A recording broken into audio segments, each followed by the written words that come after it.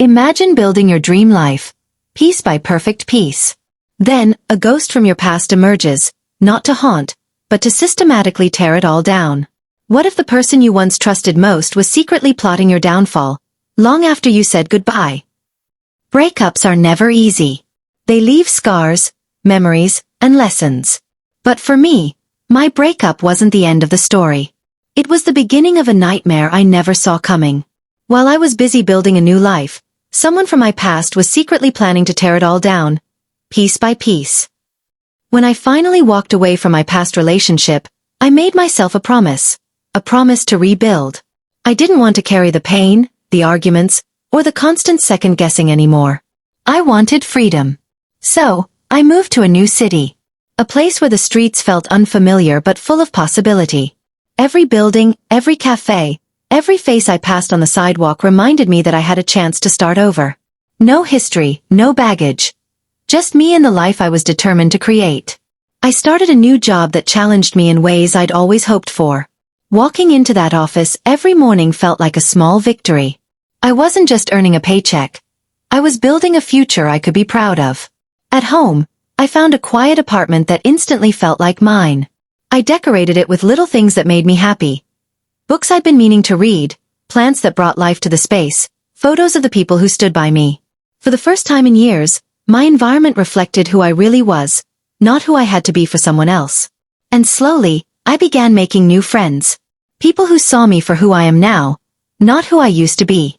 We'd grab coffee after work, laugh over small things, plan weekend trips. Their energy reminded me what it felt like to belong without judgment, without walking on eggshells. Every morning, I woke up with purpose. I had routines that grounded me, a jog before sunrise, journaling over coffee, setting small goals for the day.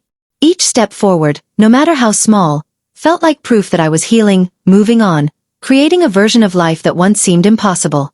I truly believed the worst was behind me. My ex was nothing more than a shadow in my past, a closed chapter in a book I no longer needed to read. I had no reason to look back. Or at least, that's what I thought. At first, the problems were tiny. Annoyances you could explain away. An email I was sure I'd sent never reached my manager. A calendar invite disappeared without a trace. Little professional glitches that made me frown and resend, then shrug and move on. Then my phone started showing things that didn't add up. Friends would ping me, "Did you send this?" Or "Is this really from you?" And attached would be messages written in my name that I had never typed. They weren't just awkward. They were mean, manipulative, things I would never say. I called one friend and heard the confusion in their voice. "You don't sound like this. Are you okay?" I felt my stomach drop. Rumors followed as if on cue. A colleague hinted at something that never happened. Someone from the gym mentioned a private conversation I had never had. And a casual acquaintance sent me a screenshot of a social post I had never made.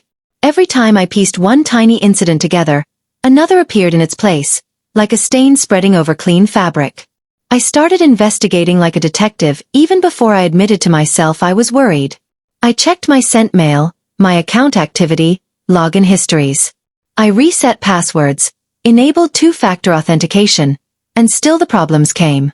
Emails vanished from my inbox entirely, or appeared edited. A message from me to a friend would show timestamps that didn't exist. Technical glitches are one thing, but this felt curated. Every small disruption seemed tailored to cause maximum confusion. Sleep became shallow. I replayed conversations in my head, trying to spot where the first lie had snuck in. I found myself hesitating before replying to messages, wondering if I would be able to explain the fallout. At work I grew jumpy, checking my phone under the table, watching for who might read my words as fodder for something else. I became careful with everything I wrote, as if my private thoughts could be pilfered and used against me. The social dimension hurt the most. People I'd let into my life now asked questions with polite concern, the kind that carried suspicion. "Are you sure you handled that right?" Friends who usually defended me grew quiet, unsure what to believe. I watched relationships tremble under the weight of whispers. I tried to be rational. Maybe it was bad luck. Maybe someone with access to my email or phone made an honest mistake. I blamed algorithms, coincidence, life's messy edges. But then one night, a message arrived that could not be explained away. Screenshots of private chats I had never sent, labeled with precise timestamps and a familiarity only someone close to me could fake. The pattern was no longer random. It had structure, an intention behind it. That realization hit like cold water. What had started as small annoyances had become a carefully arranged sequence of events designed to create mistrust, to isolate me slowly from the people and places I'd worked so hard to rebuild. Something or someone was shaping these incidents, nudging them to grow into a storm. And with that understanding came a hard, sinking truth. This wasn't just bad luck. This was deliberate. One night, when the apartment was quiet and the city outside had turned into a blur of distant lights, my phone buzzed and cut through the silence like a bell. I almost let it go to voicemail. Unknown numbers usually do. But something made me pick it up. Maybe it was the nagging string of oddities that had been following me for weeks.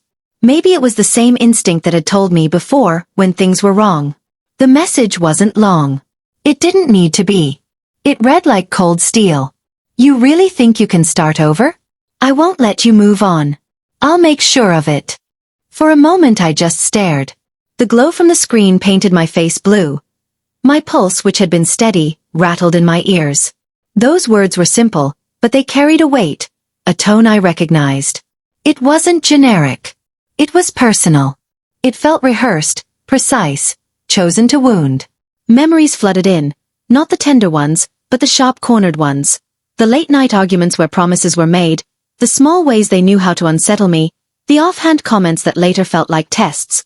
The person who had once whispered, "I won't ever hurt you," had somehow trained themselves into becoming the opposite, a deliberate architect of fear. I watched the number on my screen like it might rearrange itself into something less threatening.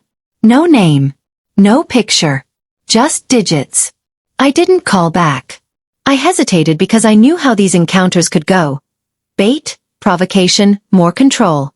I also didn't want to give them the satisfaction of a reaction. But I couldn't let it just sit there either. So I did the practical things you do when your gut tells you something is wrong. I took a screenshot. Slow, precise fingers trying not to tremble. I saved it to a folder labeled evidence on my phone. A small, ridiculous act of defense against the helplessness swelling inside me. I checked the timestamp. I opened my messages and scrolled backwards, searching for patterns. Similar phrasing, timing, anything that connected this message to the other strange incidents. The little puzzle pieces started to click into place.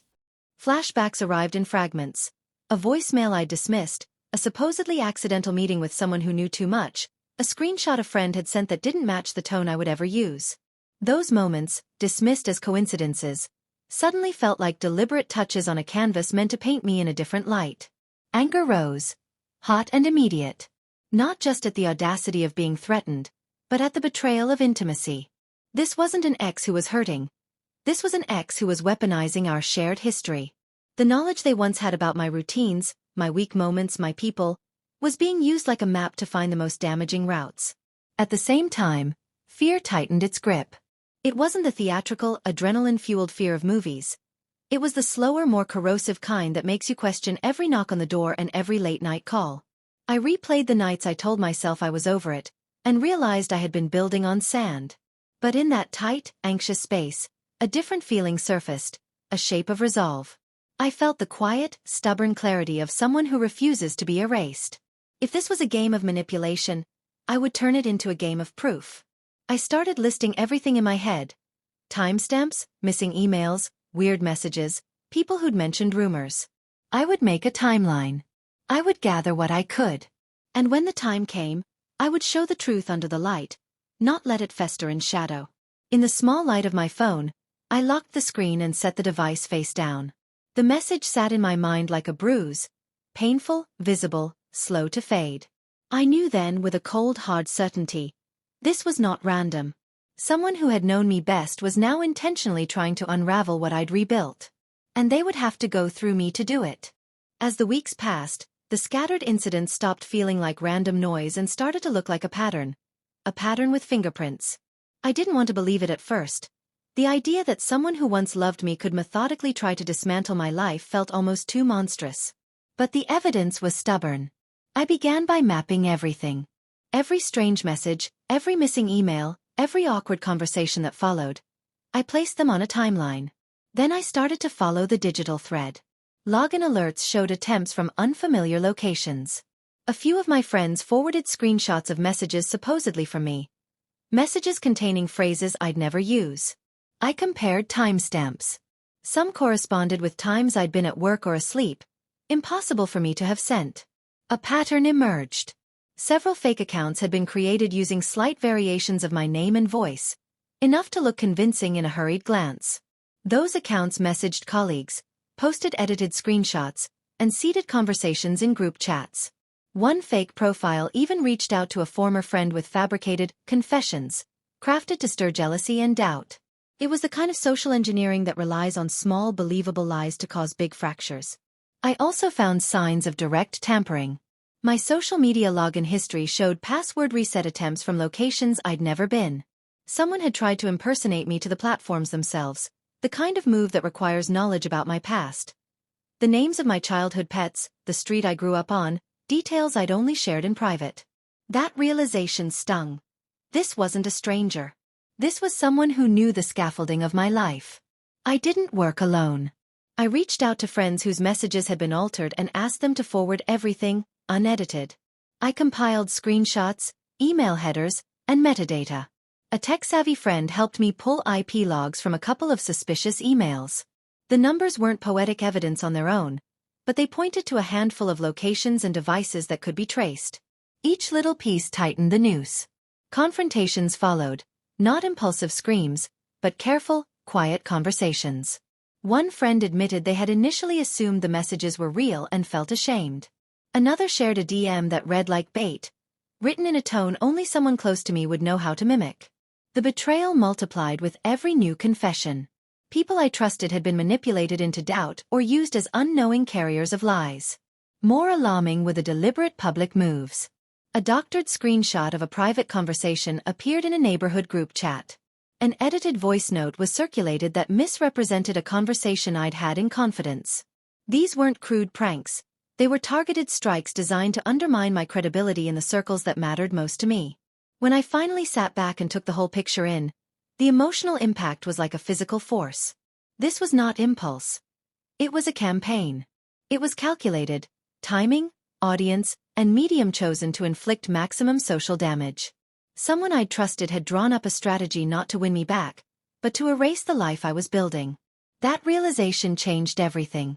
What had begun as personal pain became a matter of record and response.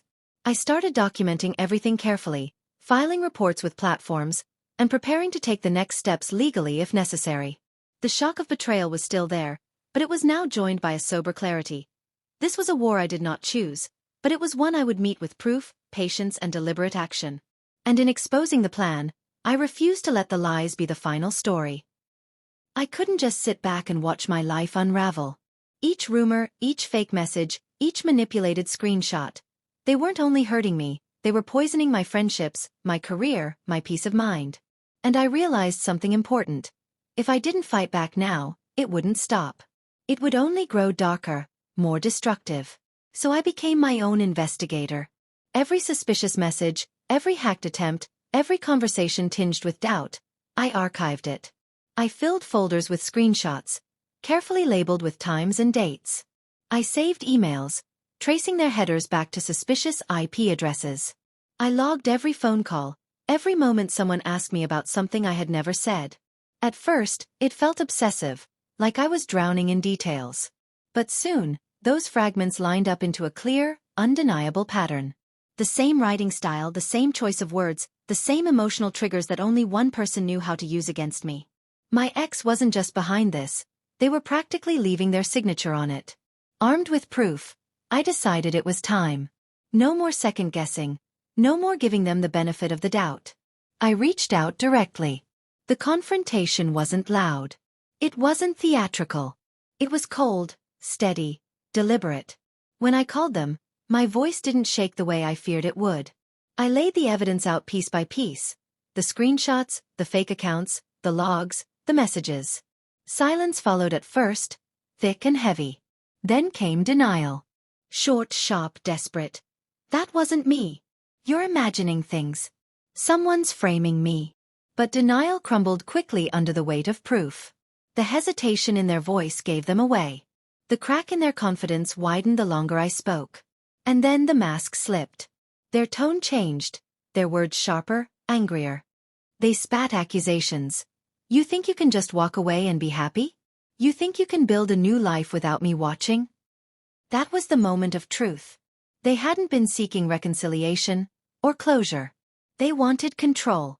The idea of me moving forward, of thriving without them, was unbearable. It was surreal. Hearing the same voice that once told me they loved me now admitting, in their own way, to orchestrating my downfall. The very person who once promised to protect me had instead tried to destroy me. But here's the thing. When you build your life with truth, lies can't hold forever. Their scheme was fragile, and the moment I shone light on it, the whole thing collapsed. Friends who had doubted me saw the evidence. Colleagues realized the truth. The fake accounts were reported and shut down. And most importantly, I reclaimed my narrative. Yes, it hurt. Yes, it left scars. But in that confrontation, something inside me shifted. I understood that while betrayal can shake the ground beneath you, it cannot erase the foundation you've built on honesty. My ex had tried to turn my future into ashes. Instead, their plan only proved how strong I had become without them. That was the turning point. From victim to survivor. From silence to voice. From being controlled to taking back control. That chapter of my life left a scar, but it also left me with wisdom I never would have gained otherwise. I learned that betrayal doesn't always come from enemies waving red flags. Sometimes, it comes from the very people who once swore they loved you. The ones who knew your weaknesses, your fears, your secrets, and chose to use them against you. For a long time, that truth broke me. It shook my ability to trust. It made me question every decision, every relationship, every new beginning. But looking back now, I see something I couldn't see in the storm.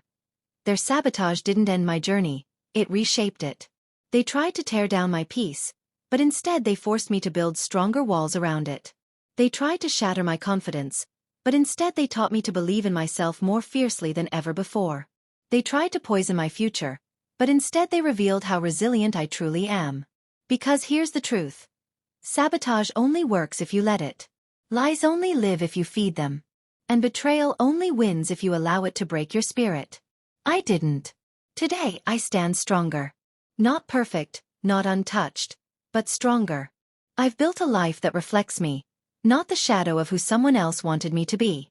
I've learned to protect my boundaries like sacred ground, to treasure the friends who stayed when others doubted, and to trust my own voice above the noise of rumors and lies. My ex tried to ruin my new life, but all they did was give me the greatest gift. The knowledge that I can survive the worst and still rise. And maybe that's what freedom really is. Not living without pain, not living without betrayal, but living in spite of it. Wiser. Braver. Freer. This is my life now. And no one, no matter how much they plot, can ever take that away from me. If you've ever been through something similar, if you felt betrayed, gaslit, or sabotaged after a breakup, know this. You're not alone, and you're stronger than the person trying to bring you down. If my story resonated with you, share your thoughts in the comments, hit that like button, and subscribe for more real stories of resilience and survival. Remember, your past doesn't define your future.